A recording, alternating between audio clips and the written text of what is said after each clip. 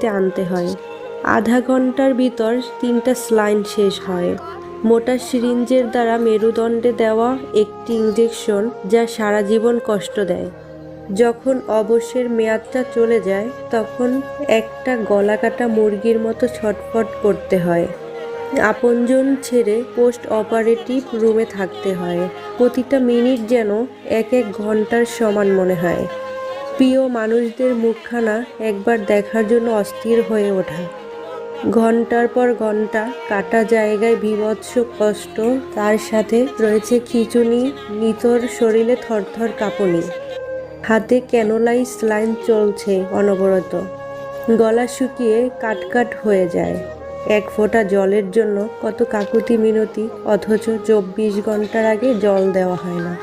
এই মৃত্যুকে হার মানিয়ে এসে যদি একটি মেয়েকে শুনতে হয় পেট কেটে বাচ্চা হলে কিসের কষ্ট।